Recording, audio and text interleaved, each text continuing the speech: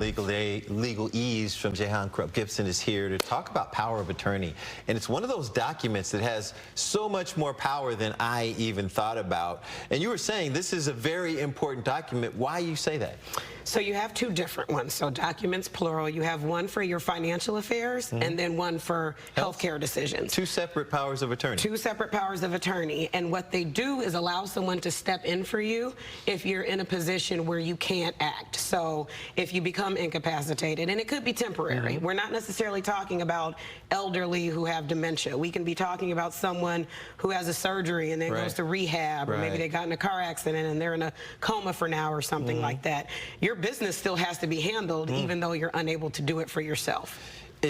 Okay, and this is something that one of my colleagues brought up to ask you about, and they were talking about their kids going off to college, and should you have a health power of attorney, because she said one of her friends' kids went to college, fell down some stairs, and they called to get information and could not get it because the kid is an adult. Is that accurate? That is accurate. And so I always say everyone 18 and up needs a power of attorney. There are no exceptions if you can make out the power of attorney, and we'll talk about that in a minute, because you have to have sound mind to make it out. But a lot of people miss that. You think because that's still your baby, right? Because they are still your baby. They're only 18. 19, 18, That's legally an adult, though. Wow. So you don't have access to their protected health information like you used to when they weren't an adult anymore. So everybody that's sending their kids off to college, or maybe they're not going to a traditional college, but they're moving out of state and, you know, trying to start an acting career or going to trade school or whatever, they should have a power of attorney, because mommy won't necessarily be able to call in and get information. Now, talking about drafting these powers of attorney, is it something you can have in your trust and your will, or is it a separate document? How does all that happen? Separate documents. And so not only is drafting them important, but how they're witnessed is also super importantly. What does that mean? So in Michigan, the law requires financial powers of attorney. Either they have to be witnessed by two people, one of them not being the person that you name, to act for you, or notarized, Because you have to have a third independent party verify that this human being on this day had sound mind, they knew what they were doing, and they made out this designation. And a notary can do that? And a notary can do that.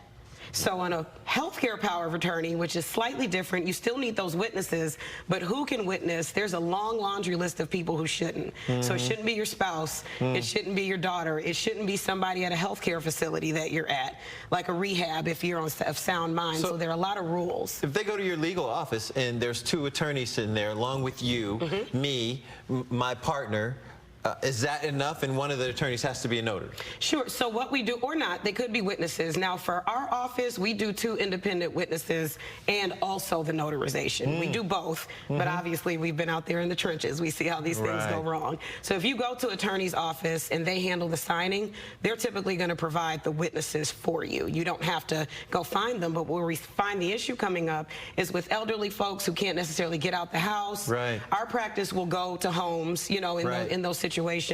But we'll have to bring the witnesses, because folks, oh, let me grab Sally from across the street. She can be our witness, and, you know, maybe if Sally's not related to you, and, you know, all those things. So then finally, affordability. A lot of people are like, this is another lawyer fee. I can't afford to do this. Is it affordable? I think it is. I don't know if my opinion matters, but actually powers of attorney are the cheapest estate planning documents that you can have. Can you give me a number on this one, like a range? A couple $100 for one power of attorney. Really? On average. And it can save you. The important thing is what it can save you. If you don't pay it on the front end, you're absolutely going to pay it on the back end, because if you don't have these documents, someone's going to have to go to court and get authority to manage things, and that costs a lot of money. It's time-consuming, it's public, and you don't want it. You can find Jehan and everyone, GLLegalGroup.com, GreatLakesLegalGroup.com. Did you go to the concert? Absolutely. Do you hear my voice? The voice of the concert? Absolutely. Good job. Good job. All right, we'll be right back.